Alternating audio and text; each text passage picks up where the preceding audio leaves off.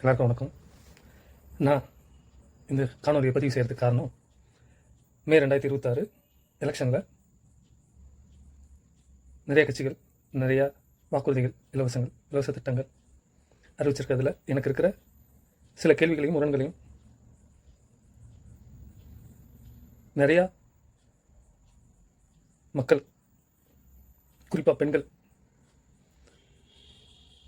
நிறைய பேர்த்துக்கு அவங்களுக்கு தெரிஞ்சது இலவசங்கள் மட்டுமே, அதை கவர்ந்து அதை சொல்லி ஓட்டு வாங்கிறதுக்காக கட்சிகள் இன்றைக்கி நிறையா இலவசங்கள் அறிவிச்சிருக்காங்க.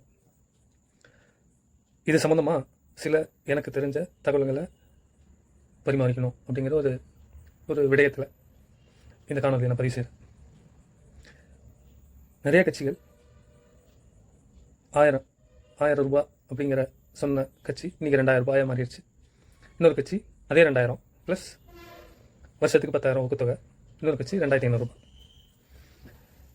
இவ்வளோ அறிவித்த கட்சிகள் அந்த பணம்லாம் எங்கேருந்து வருதுங்கிறத சொல்ல மாட்டேங்கிறாங்க. ஆல்ரெடி தமிழ்நாடு அரசாங்கம் 10 லட்சம் கோடி கடனில் தவிச்சிட்ருக்கு. இருந்தும் இவ்வளோ இலவசங்களை மகளிருக்காக கொடுக்குறாங்க. இது மகளிர்களோட வாழ்வை முன்னேற்றத்திற்காக அப்படின்னு சொல்கிறாங்க. ஆனால் உண்மையாலுமே அதுக்கு உதாரணமாக வேற ஒரு வழி இருக்குது. அதை நான் பின்னாடி சொல்கிறேன். இப்போ இந்த 1000 ரூபாய் 2000 ரூபாயாக மாறி இருக்கு. 2000 இன்னொரு கட்சி 2500 ரூபாய் கொடுக்குது. இன்னொரு கட்சி எதுவுமே கொடுக்கல. அந்த கட்சி பற்றி நம்ம பேச வேணாம். அவங்க இலவசங்களே தரமாட்டேங்கிறாங்க. அவங்க வேற வழி. மொத்தம் 4 பேர், அதில் 3 பேர் ஒரு வழி, ஒருத்தர் வேற வழி. அந்த 3 பேர் சொல்கிறாங்க இலவசங்கள் கொடுக்குறாங்க. எப்படி கொடுக்குறாங்கன்னு தெரியுமா? உங்களுக்கு பெரும்பகுதி எல்லாருக்குமே யாரோ ஒரு ஓட்டுநர் அறிமுகம் இருக்கும். அந்த ஓட்டுநர்கள்ட்ட சும்மா எதாச்சியாக கேட்டு பாருங்க. இந்த 5 ஆண்டு காலத்தில் சாலையில் எந்தவித தவறுமே செய்யாமல் எல்லாமே சரியாக இருந்தோம். அபராதமாக ஒரு நாளைக்கு சராசரியாக 500 ரூபாய் அபராதம் கட்டியிருப்பாங்க. அதெல்லாம் எங்கே போச்சு தெரியுமா? திருப்பியும் நம்ம வீட்டு பெண்களுக்கு வந்துச்சு. புரியல? சிம்பிளாக சொல்கிறேன். சாலையில் பயணிக்கிற நம் ஓட்டுநர் சொந்தம் நண்பர்கள், ஏன் உங்கள் அப்பாவாக இருக்கலாம், உங்கள் கணவராக இருக்கலாம், உங்கள் மகனாக இருக்கலாம், 2 வீலரில் பயணிக்கலாம், ஆட்டோவில் பயணிக்கலாம், ஒரு லாரி ஓட்டுநராக இருக்கலாம். நீங்கள் யார்கிட்ட வேணால் கேட்டு பாருங்க. இந்த 5 ஆண்டு காலத்தில் மட்டும் இந்த அபராதமாக அவங்களோட தினசரி வருமானத்திலிருந்து குறைஞ்சது 500 ரூபாய் அரசாங்கத்துக்கு அபராதமாக கட்டியிருக்காங்க. எதுக்கு தெரியுமா? மகளிருக்கு 1000 ரூபாய் பணம் கொடுக்கறதுக்கு. இந்த அபராத தொகை எப்படி அவங்க வசூல் பண்ணியிருக்காங்க தெரியுமா? கிட்டத்தட்ட ஒரு சராசரி, இப்போ ஒரு குடும்பத்துக்கு 1000 ரூபாய் ஒரு மகளிர் இருக்காங்கன்னு வச்சுக்கோங்களேன். அந்த குடும்பத்துக்கிட்ட இருந்து மாதம் கிட்டத்தட்ட 2000 3000 ரூபாய் அபராதம் வசூலாயிருக்கு. உங்கள் வீட்டில் இருக்கிற ஆண்கள், வெளியே செல்லும் ஆண்கள், கஷ்டப்படும் ஆண்கள், வேலைக்கு சென்று வரும் வேலையில் அவங்கக்கிட்ட அபராதம் வசூலிச்சு 2000 ரூபாய் 3000 ரூபாய் வசூலிச்சு அதுலேருந்து இந்த வச்சுக்கோ அப்படின்னு உங்களுக்கு 1000 ரூபாய் கொடுக்குறாங்க. இது மட்டும் இல்லை, ஆண்களை குடிக்கு அடிமைப்படுத்தி, மதுவுக்கு அடிமைப்படுத்தி அன்றாடம் அவனை ஒரு 200 ரூபாய் செலவு செய்ய வச்சு, ஒரு நாளைக்கு 200 ரூபாய்னா 25 நாளைக்கு இல்லை 25 நாளைக்கு கணக்கு கொடுப்பாருங்க. கிட்டத்தட்ட 5000 ரூபாய் செலவு பண்ண வச்சு அந்த 5000 ரூபாயிலேருந்து மகளிருக்கு 1000 ரூபாய் கொடுக்குறாங்க. இது என்ன ஆகும் அப்படின்னா, இப்போ இந்த 1000ங்கிறது 2000 ரூபாய் மாறி இருக்கும்போது ஒன்றுமே ஆகாது. சிம்பிள். உங்கள் தெருவில் மளிகை கடை இருக்க இல்லையோ ஒரு டாஸ்மாக் கடை வந்துடும். ஏன் அப்படின்னா 1000 ரூபாயிலேருந்து உங்களுக்கு 2000 ரூபாய் கொடுக்கணும்ல. அப்போ அவங்களுக்கு நிறைய காசு வேணும். அந்த காசுக்கு எங்கே போவாங்க? எந்த ஒரு பொருள் ரொம்ப எளிமையாக, ரொம்ப ஈஸியாக, அக்சசிபிளாக கிடைக்குமோ அந்த பொருள் ரொம்ப ஈஸியாக வியாபாரம் ஆயிடும். அது நல்லது கெட்டதுங்கிறது மக்கள் பார்க்க மாட்டாங்க. ரொம்ப ஈஸியாக வியாபாரம் ஆயிடும். அது எந்த ஒரு பொருள் கிடைக்கிறதே ரொம்ப கஷ்டம், அப்புறம் ரொம்ப அரிதான பொருள் அப்படின்ட்டு இருக்கிற பொருள் ரொம்ப கம்மியாக தான் வியாபாரம். இந்த கட்சிகள்கிட்டலாம் நீங்கள் ஒரு கோரிக்கை வைங்க. எந்த ஒரு மதுபான கடையும் மூட வேண்டாம். கடைகளை குறைக்க வேண்டாம். கடைகளோட எண்ணிக்கையை குறைக்க வேண்டாம். ரொம்ப சிம்பிள். மதுபான கடையை ஊரோட எல்லை பகுதியில் மட்டுமே வைக்கணும். ஒரு ஊருக்கு ஒரே ஒரு கடை. அந்த கடையிலிருந்து 15 கிலோமீட்டர் சுற்று வட்டாரத்துக்கு எந்த கடையுமே இருக்கக்கூடாது. இந்த சட்டத்தை எந்த அரசாட்சி நிறைவேற்றுமா? அப்படி நிறைவேற்றிட்டாங்க அப்படின்னா உங்களுக்கு 2000 இல்லை 8000 கூப்பன் கிடையாது, 2500 இலவசம் கிடையாது, பொங்கல் காசும் கிடையாது. ஏன்? அரசாங்கத்தால் கொடுக்க முடியாது. ஒரு உதாரணத்துக்கு சொல்கிறேன். இப்போ நான் 1000 ரூபாய் சம்பாதிக்கிறேன், என்னோட தேவை 1000 ரூபாய் இன்னைக்கு. அப்போ நான் யார்ட்டையும் கடன் வாங்க தேவையில்லை. அதே போல் எங்கிட்ட யாராவது வந்து கடன் கேட்டாங்க அப்படின்னா என்னால் கடன் கொடுக்க முடியாது. ஏன்னா என்னோட வருமானம் 1000 ரூபாய், எனக்கு தேவை 1000 ரூபாய் இருக்குது, அவ்வளோதான் என்கிட்ட. ஸோ அரசாங்கம் அதே போல் தான். அரசாங்கத்துக்கு வருமானம் இல்லை, இப்போ என்ன பண்ணும் அரசாங்கம்? கடன் தான் வாங்கும் இல்லையா? ஒரு குறிப்பிட்ட அளவுக்கு மேலே கடன் ஏறிடுச்சு, கடன் வாங்க முடியலை அப்படின்னா அடுத்த கட்டமாக கடைகளை அதிகப்படுத்துவாங்க. ரொம்ப எளிமையாக கிடைக்கக்கூடிய மாதிரி கடைகளை அமைப்பாங்க. அப்போ என்ன நடக்கும் அப்படின்னு நீங்களே யோசிச்சுக்கோங்க. குற்றங்கள் அதிகமாகும், வழிப்பறிகள் அதிகமாகும், சொல்லத்தகாத செயல்கள் நாட்டில் அதிகமாகும். இதெல்லாம் அதிகமாச்சுன்னா காவலர் வந்து காப்பாற்றிடுவார். எத்தனை பேர்த்த காப்பாற்றுவார்? எத்தனை பேர்த்த அவங்களாலையும் காப்பாற்ற முடியும்? யோசிச்சு பாருங்கள் மக்களே. அடுத்து ஒரு நான் படித்த அறிக்கையிலேயே 6 சிலிண்டர் இலவசம்னு சொல்லிட்டு ஒரு கட்சி அனௌன்ஸ் பண்ணுச்சு. எப்படின்னு எனக்கும் புரியலை. நானும் என்னென்னமோ யோசிச்சு பார்த்தேன். சத்தியமாக என்னால் அதை வந்து கண்டே பிடிக்க முடியல. ஏன் அப்படின்னு நான் கேட்குறேன். இப்போ நம்ம இருக்கிறது ஏப்ரல் மாதம் 2026. ஒரே ஒரு மாதத்துக்கு முன்னாடி பிப்ரவரி 28 அப்போ ஈரானுக்கும் அமெரிக்காவுக்கும் போர் நடக்க ஆரம்பித்து மார்ச் 10-15 தேதிக்குள்ளே தமிழ்நாடு அரசாங்கம் ஒரு பிரகடனமான ஒரு அறிக்கையை வெளியிட்டது.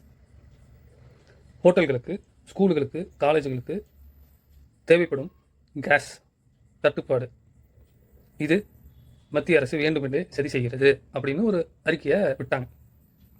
அப்போ அப்படின்னா என்ன ஒரு விஷயம் நீங்கள் தெளிவாக புரிஞ்சுக்கணும் அப்படின்னா, இந்த பொருள் கேஸ் எல்பிஜி சிலிண்டர் அப்படிங்கிறத நம்ம தமிழ்நாடு அரசோ அல்லது இந்திய அரசோ உற்பத்தி செய்யவில்லை. அதை நம்ம வெளிநாடுகள்லேருந்து தான் இறக்குமதி செய்கிறோம். அப்படி வெளிநாடுகள்லேருந்து இறக்குமதி செய்யக்கூடிய பொருள் யாராலையும் இலவசம் தரவே முடியாது. அப்படி தரேன்னு சொன்னாங்கன்னா என்னவா சொல்லுவாங்க தெரியுமா? பணம் கட்டுங்க, உங்களுக்கு அந்த பணத்தை மானியமாக பின்னாடி உங்கள் அக்கௌண்ட்டில் கொடுத்துருவோம். இப்படி ஏற்கனவே ஒரு கட்சி சொல்லிச்சு 2014. 400 ரூபாய் வித்த சிலிண்டர், எல்பிஜி சிலிண்டர், வீட்டு சிலிண்டர் 400 ரூபாய் வித்த சிலிண்டர் என்ன சொன்னாங்கன்னா, இனி மானியம் சிலிண்டரோட விலையில் அட்ஜஸ்ட் செய்யப்படாது, அதற்கு பதிலாக மானியத் தொகை உங்களது வங்கி கணக்கில் நேரடியாக செலுத்தப்படும் அப்படின்னாங்க. எனக்கு தெரிஞ்சு 1 ரூபா கூட மானியமாக வந்து சேரவே இல்லை. எனக்கு தனிப்பட்ட முறையில் நான் சொல்கிறேன். 2014-15 காலகட்டத்தில் இந்த அனௌன்ஸ்மெண்ட்டை மத்திய அரசாங்கம் வெளியிட்டது. மானியமாக இனி சிலிண்டரை கொடுக்க முடியாது, அதுக்கு பதிலாக ஒவ்வொரு எல்பிஜி கனெக்ஷனுக்கும் அவங்க அக்கௌண்ட் நம்பரை லிங்க் பண்ணால் அவங்களுக்கு மானியத்தை அவங்க அக்கௌண்ட்டில் செலுத்தப்படும் அப்படின்னாங்க. கிட்டத்தட்ட ஒரு உதாரணத்துக்கு ஒரு சின்ன கனெக்ஷன், ஒரு கால்குலேஷன் போட்டால் ஒரு வருடத்துக்கு ஒரு சராசரி குடும்பம் 5 சிலிண்டர் வாங்குறாங்க அப்படின்னா 500 ரூபாய் ஒரு சிலிண்டருக்கு மானியம் அப்படின்னா 5 சிலிண்டருக்கு 2500 ரூபாய், 10 வருஷ காலத்துக்கு 25,000 ரூபாய். இது அந்த குடும்பத்துக்கு போய் சேர்ந்துச்சாங்க. உங்களுக்கு நீங்களே உங்கள் பாஸ்புக் எடுத்து பாருங்கள். அப்படி இல்லையா உங்களுக்கு தெரிஞ்சவங்க யாரோ ஒருத்தர் பாஸ்புக் இருந்தால் கேட்டு பாருங்கள். சத்தியமாக இது நடக்கவே நடக்காது. ஏன்னா எந்த ஒரு பொருளையும் நீ உற்பத்தி செய்யாத வரைக்கும் அதை இலவசமாக இன்னொருத்தவங்களுக்கு கொடுக்க முடியாது. உன்னோட பொருள் இப்போ உங்கள்கிட்ட ஒரு உதாரணத்துக்கு ஒரு 20 ரூபாய் பணம் இருக்குது. அந்த பணத்தை யாரோ ஒருத்தர் இலவசமாக கேட்குறாங்க, தானமாக கேட்குறாங்க, கொடுக்கலாம். உங்கள்கிட்ட பணமே இல்லை, ஒருத்தர் கேட்குறாங்க, எப்படி நீ கொடுப்ப? அதே போல் தான் சிலிண்டர். பொருளையே நீ தயாரிக்கல, பொருளே உன்னோடது இல்லை, நீயே இன்னொரு நாட்டை நம்பி தான் இருக்க. அப்போ உன்னால் எப்படி அந்த சிலிண்டரை ஃப்ரீயாக கொடுக்க முடியும்? யோசிச்சு பாருங்கள் மக்கள். எனக்கு தெரிஞ்சு நான் இந்த கட்சிக்கு ஓட்டு போட அந்த கட்சிக்கு ஓட்டு போட நான் சொல்ல வரல. மகளிரை முன்னேற்றணும் அப்படின்னா மகளிருக்கு கையில் காசு கொடுக்கக்கூடாது. அவங்களுக்கு நிரந்தரமாக ஒரு வேலை வாய்ப்பு ஏற்படுத்தி கொடுக்கும். அப்போ தான் அவங்க வாழ்வாதாரம் முன்னேறும். நான் முன்னாடி சொன்னேன். அதுக்கு ஒரு உதாரணத்தை நான் சொல்கிறேன். எல்லா கையிலையும் தொலைபேசி இருக்குது, இணைய சேவை இருக்குது. கூகுளில் போய்ட்டு ரோஷன் ஜீவிகா இன் பீகார் அப்படின்னு சும்மா சர்ச் பண்ணுங்கள். ஒரு கம்பெனி பேர் வரும், ஒரு கம்பெனி டீட்டெயில் வரும். அது என்ன பண்ணுது அப்படிங்கிறத நீங்களே படித்து பாருங்கள். ஒரு கம்பெனியை உருவாக்கி கொடுக்கும் ஒரு என்ஜிஓ. அந்த என்ஜிஓக்கு ஓட வேலை ஒரு மகளிர் சுய உதவி குழுவை கண்டுபிடிச்சி அவங்க கையில் அந்த பொறுப்பு கொடுக்கறது மட்டும்தான். அந்த சுய உதவி குழுவே அந்த கம்பெனியோட ஓனர் தொழிலாளிங்க. அன்றாட வேலையும் கிடச்சிடும், சம்பளமும் கிடச்சிடும். அது இல்லாமல் உற்பத்தி பண்ணுற பொருளை விற்று வர காசில் லாபமும் வருடம் பிரிச்சுக்கிறாங்க. இப்படித்தான் உமன் எம்பவர்மெண்ட்டை பண்ண முடியும். இது நடந்துட்டு இருக்க மாநிலம் நம்ம எல்லாம் பின்தங்கின மாவட்டம், பின்தங்கிய மாநிலம் சொல்கிற பீகார். உண்மையாக சொல்லப்போனால் நம்ம தமிழ்நாடு இந்த மாதிரி இலவசங்களை கொடுத்தா பீகார் மாதிரியான மாநிலங்களை விட பின்னோக்கி நாம் சென்று விடுவோம். ஒருத்தருக்கு ஒரு நல்ல ஒரு ப்ராபம் இருக்குது. ஒருத்தன் பசிக்குதுன்னா அவனுக்கு ஒரு துண்டு மீனை கொடுக்காது, மீனை எப்படி பிடிக்கணும்னு சொல்லி கொடு. இன்றைக்கி ஒரு வேலைக்கு அவன் பசி ஆற்றிட்டு போயிடுவேன், அடுத்த வேலை பசிக்கு அவன் இன்னொருத்தன்ட்ட கையேந்தக்கூடாதுன்னு சொல்லுவாங்க. அந்த மாதிரி இன்றைக்கி 2000 ரூபாய் உங்களுக்கு சந்தோஷமாக இருக்கலாம். எவ்வளோ நாள் அந்த 2000 வச்சு ஒரு மகளிர்னால ஒரு குடும்பத்தை நடத்திட முடியும்னு நீங்கள் நினைக்கிறீங்க? அதிகபட்சம் ஒரு 2 நாள் இல்லை ஒரு 3 நாள். ஒரு மாதத்துக்கு 30 நாள் இருக்குது, மீதி 27 நாளைக்கு என்ன பண்ணுவீங்க? யோசிங்க. உமன் எம்பவர்மெண்ட்டுங்கிறது உங்கள் கையில் உங்கள் அக்கௌண்ட்டில் 2000 ரூபாயோ 1000 ரூபாயோ 2500 ரூபாயோ கொடுக்கறது அல்ல. உங்களை சுயமாக யாரையும் நம்பி இல்லாமல் சம்பாதிக்கிறதுக்கு ஒரு வழி ஏற்படுத்தி கொடுக்கறதுக்கு பேர் தான் உமன் எம்பவர்மெண்ட். இதை தயவு செஞ்சு பார்க்குற மக்கள் புரிஞ்சுக்கோங்க. உங்களுக்கு வர 2000 ரூபாய் வேறு யாரோட காசும் இல்லை. உங்கள் வீட்டு ஆண்கள் வெளியில் போய் பாடுபட்டு ரத்தம் சிந்தி வேர்வை சிந்தி சம்பாதிக்கிற காசை அரசாங்கம் ஏதோ ஒரு வழியில் அவங்கக்கிட்ட இருந்து அபகரித்து அதுலேருந்து ஒரு பகுதி தொகையை உங்களுக்கு இனாமாக கொடுக்குது. பெரும் தொகையை பறித்து சிறு பங்கை உங்களுக்கு இனாமாக கொடுக்குது. இதுக்கு வேறு வழியே இல்லையா? இருக்கு. 5 வருஷத்துக்கு ஒரு முறை மட்டும்தான் உங்கள் எல்லாத்துக்கும் ஓட்டு போடுற பவர் கிடைக்குது. இந்த முறையாச்சு யோசிச்சு சிந்திச்சு இலவசங்களை நம்பி ஓட்டு போடுறீங்களா, இல்லை உங்கள் வாழ்க்கை மாறணும்னு நினச்சி ஓட்டு போடுறீங்களா? நான் இவங்களுக்கு ஓட்டு போடுங்க அவங்களுக்கு ஓட்டு போடுங்கன்னு நான் எந்த கட்சி பேருமே இந்த வீடியோவில் நான் சொல்லலை. நான் எந்த கட்சியுமே சாராத ஆள். ஆனால் நீங்கள் எடுக்கிற ஒரு முடிவு, உங்களுக்கு இலவசம் வேணும் அப்படின்னா, இலவசத்தை நம்பி நீங்கள் ஓட்டு போடுறீங்க அப்படின்னா நீங்களே யோசிச்சுக்கோங்க, கற்பனை பண்ணிக்கோங்க.